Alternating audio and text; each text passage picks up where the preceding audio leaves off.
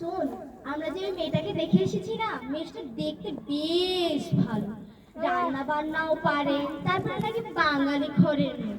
তুই কি বলিস মা? বাবা, বাঙালি ঘরের মেয়ে যে সারা জীবন মডার্ন হয়ে চলেছে, তার নাকি এবার বাঙালি মেয়ে দরকার? সে আবার হোটেলে সারাদিন খায়, তার আবার নাকি রান্না জানা বউ দরকার। অবশ্য আমার জন্য সে ঠিক আছে, সে আমার জন্য রান্না করতেই পারে। তুমি চুপ করো, আমি তোমাকে জিজ্ঞেস করেছি। তুমি বলো। হ্যাঁ মম, আমার তো মেয়েটাকে অনেক বেশি ভালো লাগে। তোমার আমার তো অনেক সুইটহার্ট। শোন, তোর ভাইয়া বলেছে তোর ভাইয়ার বিয়েতে নাচানাচি করবে, আর তোকে বলেছে নাচ শিখতে। তুই কি গানে নাচবে জানিস? গঙ্গা হেলে তো করে থমকিয়া থমকিয়া রে। এই সামনে মাই গেলে হলো লাল বাই রে কি হলো। ঠিক আছে? ওকে মম, আমি তো এক্ষুনি যাচ্ছি নাচ শিখতে। চল। বিয়ের দিনের দৃশ্য।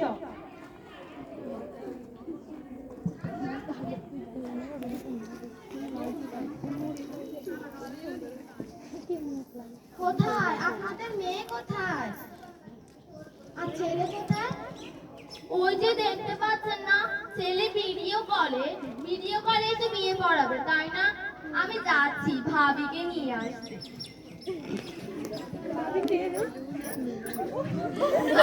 এই চলে এসেছে, বসো বসো।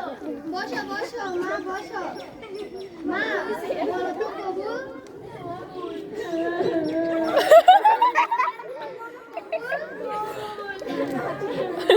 মা একবার বলো কবুল।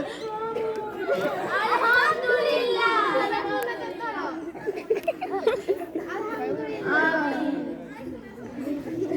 চলো চলো মা, ওকে নিয়ে একটু বিস্তারিত যেতে হবে। হ্যাঁ, এবার নাচানাচি হবে। নাচো সবাই, নাচো। সাজেন আয়ে সাজন জি ঘর আয়ে, কিশোর মায়ে সাজন জি ঘর আয়ে। পহেলা বৈশাখের দৃশ্য। শ্বশুর আব্বা, এই নিন, এগুলো বাজার করে আনুন।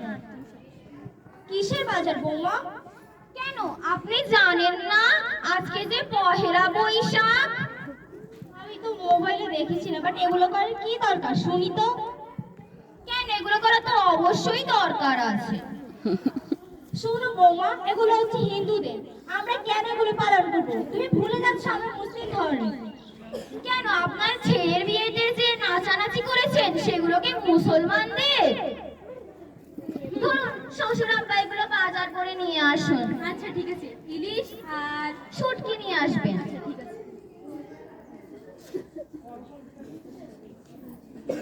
আমি তো ফেসবুকে দেখেছি সবাই স্ট্যাটাস দেয় পান্তা ইলিশ দিয়ে ভাত খায়, আমিও আজকে দিব। হুররে, পান্তা ইলিশ খাবো।